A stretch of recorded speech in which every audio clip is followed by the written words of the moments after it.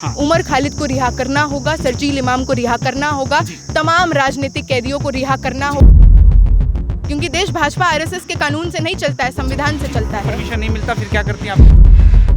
हमको डिटेन करके कापासेरा ले गया गया, हमको पीटा गया, मारा गया। कि शर्जील इमाम ने आज तक जो बात कही हो या जिस आइडियोलॉजी को वो रिप्रेजेंट करते हो वो एकदम सही है। तुम दोगे हमको परमिशन? हम यहाँ पे परमिशन किसी की खैरात नहीं है। तो आप टुकड़े टुकड़े गैंग ले आते हैं, तब आप उमर खालिद ले आते हैं, शर्जील इमाम तब आपको याद आता है। हाउस अरेस्ट हो सकता है लगातार। जेएनयू के नेताओं को आए हैं, यहाँ के प्रेसिडेंट को आया है, ज्वाइंट सेक्रेटरी को आया है, हमारे नेशनल प्रेसिडेंट को आया है। तुम हमारा पेपर भेज दोगे? किसने तुमको इस कुर्सी पर बैठाया? ये कुर्सी छोड़नी होगी। जितने लोग सोशल मीडिया पे दिख रहे थे उतने लोग तो धरातल पे नजर आ नहीं रहे थे। तो लग वो रहा तो था आपको जी। तो वो तो ह्यूमनली इम्पॉसिबल है ना।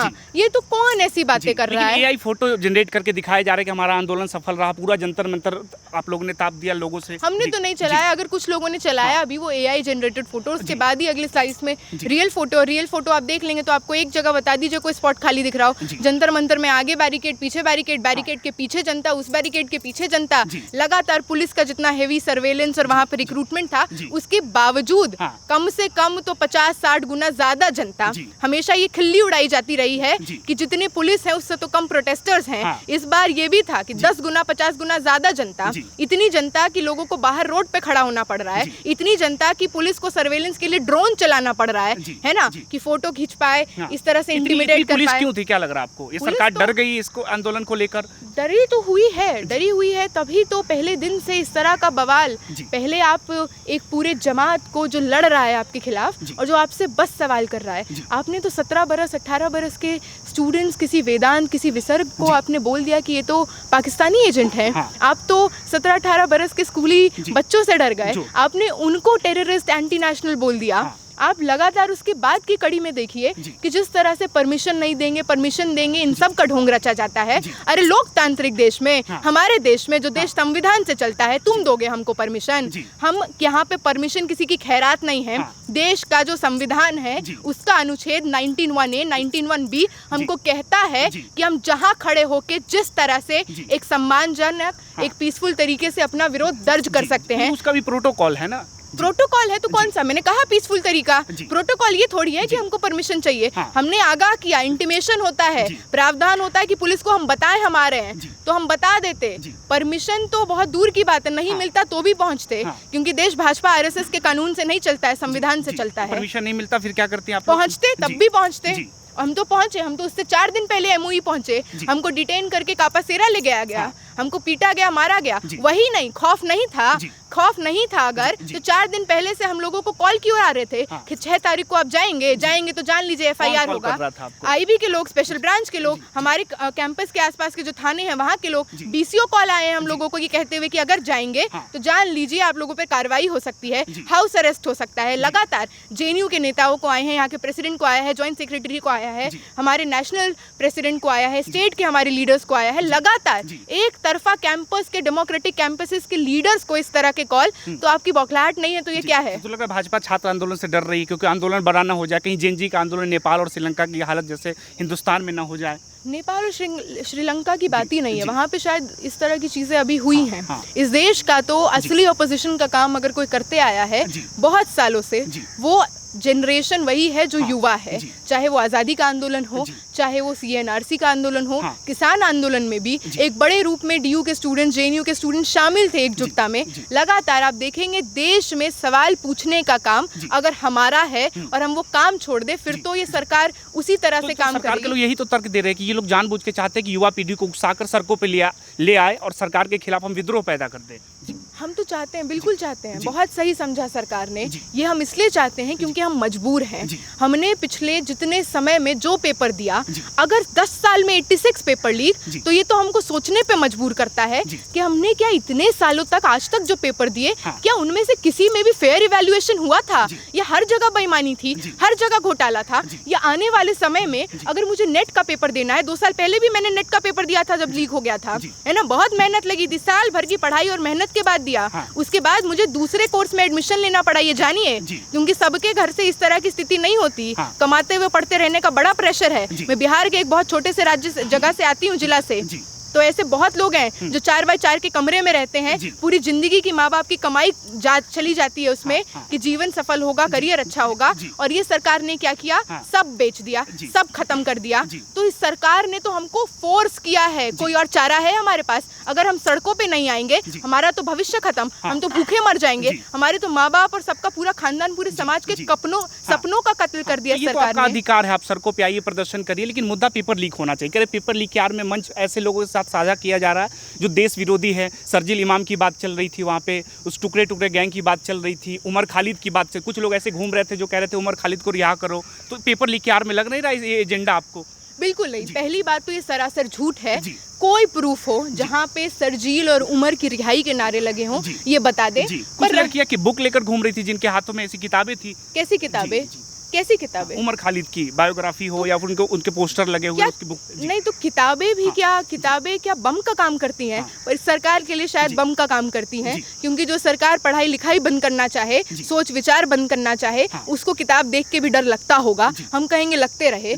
उमर खालिद, शर्जील इमाम के पक्ष में कोई नारा नहीं लगा, लेकिन ये बात से हमें कोई वो नहीं है, एतराज नहीं है, ना हमें कोई डिसएग्रीमेंट है। उमर खालिद को रिहा करना होगा, शर्जील इमाम को रिहा करना होगा, तमाम राजनीतिक कैदियों को रिहा करना होगा। बार बार बोलेंगे, 100 बार बोलेंगे। तो इससे आपका आंदोलन कमजोर हो जाएगा, आपके थप्पा लग जाएगा कि ये पेपर लीक के आड़ में अपना राजनीति कर रहे हैं सब। जब हमने वहाँ पे ये नारे ही नहीं लगाए, जब हमने वहाँ पे ये बात ही नहीं की, लेकिन अगर हमारे राजनीतिक विचार पे बात आएगी, आप पूछते हैं कि उमर को रिहा करना चाहिए कि नहीं, तो मेरा जवाब तो होगा ना, करना चाहिए। वहाँ पे तो हमने ये नारे नहीं लगाए, वहाँ पे पेपर लीक पे बात हो रही थी, वहाँ पे देश में शिक्षा में घोटाले पे ही बात हो रही थी। ये एजेंडा कौन फैला रहे हैं? जिनको अपना उल्लू सीधा करना है, जिनको देश में जब एकजुटता दिख रही है एक सवाल पे, उनको उसको भंग करना है।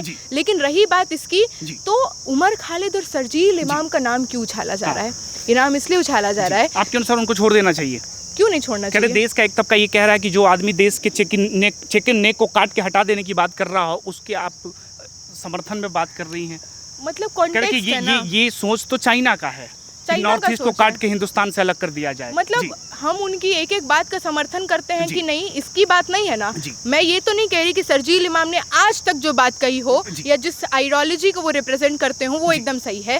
पर किसी भी एक व्यक्ति को शक की बुना पर कॉन्स्पिरेसी रचकर, झूठे मुकदमे दर्ज कर ऐसे कानून के तहत आपने अंडर डाला है, यूएपीए का कानून, जो ब्रिटिशर्स के जमाने में हुआ करता था भारतीयों को सताने के लिए। आज आजाद मुल्क में ऐसे काले कानून की आपको जरूरत क्यों पड़ रही है अपने देश के युवा पर? आप अपने देश के युवा को, जो खाली ये बात करता था कि मुसलमानों के, वंचितों के, शोषितों के पक्ष में कानून आए, राजनीति हो, तो आपको इतना तकलीफ हुआ कि आपने झूठे मुकदमे में फंसा दिया। रही बात, लोग कहते हैं कि नहीं, उनके दिल्ली दंगा में उनका नाम था, उनके चैट्स थे, उनके लोकेशन, जो आज तक प्रूव नहीं कर पाई, जो आज तक प्रूफ नहीं कर पाई। यूएपीए का तो पूरा खेल यही है कि है ना, ट्रायल नहीं होगा, डायरेक्ट पनिशमेंट होगा। ट्रायल पे ट्रायल और तारीख पे तारीख होता रहेगा साल दर साल। बीत गया ना 4 से ज्यादा साल, 5 साल बीत गया ना। एक दो ऐसे देश के इतने ब्राइट स्कॉलर्स को आपने जेल में डाल दिया। दोनों के खिलाफ आप आज तक कुछ पुष्ट इस तरह के प्रूफ नहीं ला पाए, लेकिन आप हर तरह का ढोंग रचते हैं। जब देश में सवाल होता है शिक्षा पर, बेरोजगारी पर, सांप्रदायिक हिंसा पर, जातिवाद पर, महिला सुरक्षा पर, तो आप टुकड़े टुकड़े गैंग ले आते हैं। तब आप उमर खालिद ले आते हैं, शर्जील इमाम तब आपको याद आता है। हम में से कौन ये बात कर रहा है? हम बात कर रहे हैं कि पिछले लगातार 10 सालों में आपने ये देश का आंकड़ा बना दिया कि हर साल 13,000 स्टूडेंट्स की जान जाएगी। आपने इस देश की वास्तविकता ये बना दी कि हर 45 मिनट में इस देश में एक स्टूडेंट मजबूर है अपनी जान लेने के लिए।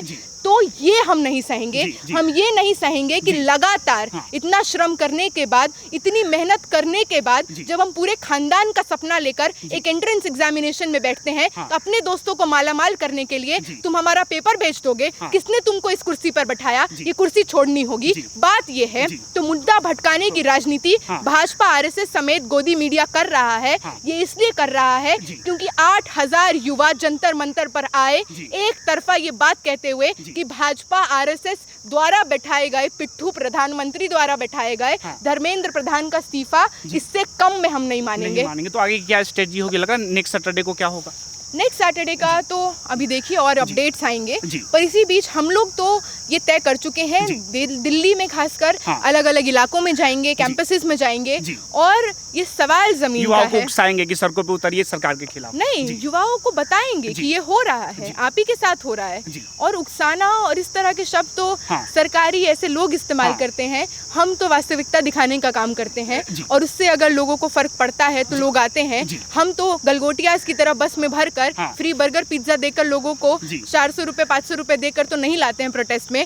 मैं दिल्ली विश्वविद्यालय में पढ़ती हूँ। किसी भी भाजपा आरएसएस का जब मंत्री या प्रवक्ता आता है तो हमको कहा जाता है 5 अटेंडेंस मिलेगा, आ जाना, क्योंकि इनको भी पता है पूरा का पूरा ऑडिटोरियम खाली पड़ जाएगा अगर इंसेंटिव नहीं देंगे। हमारा इंसेंटिव यही है कि बेहतर भविष्य, बेहतर करियर। जी, एक सवाल और चल रहा है कि जो आपके प्रवक्ता है, कांग्रेस जनता पार्टी के जितने प्रवक्ता है, उनका एक लिंक कहा जा रहा है कि एक ध्रुव राठी से लिंक है, दूसरा आम आदमी पार्टी से है। तो इन लोगों को फंड आम आदमी पार्टी की तरफ से साइलेंट सपोर्ट मिल रहा है। दूसरा, उन्होंने एक वीडियो में उन्होंने कंटेंट लिखा है कि भगवान राम मांस खाते थे। तो जो हिंदू विचारधारा के लोग हैं वो आहत है कि हम इन ऐसे लोगों से कैसे कनेक्ट करें जिनका विचारधारा ही हिंदुत्व के खिलाफ है।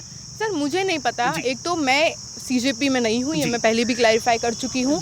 मैं आईसा में हूँ और हमने एक साझा लड़ाई में एक बेहतर रूप से कोऑर्डिनेट करते हुए एक प्रोटेस्ट किया। उस प्रोटेस्ट में हमारी एकजुटता थी। आगे भी इसी रूप से सवाल पे इत्तेफाक रखते हुए वो लोग और कुछ करना चाहेंगे तो हम कोऑर्डिनेटेड तरीके से उसमें शामिल रहेंगे। रही बात उनमें से किन प्रवक्ता का क्या इतिहास है, क्या बैकग्राउंड है, क्या एफिलिएशन है, उसकी ना मुझे जानकारी है, ना मेरा उस पर कोई विचार है। सपोर्ट कर रही हैं तो एक मैसेज तो जाएगा ना कि जिनको आप सपोर्ट कर रहे हैं उनके प्रवक्ता बयान क्या दे रहे हैं।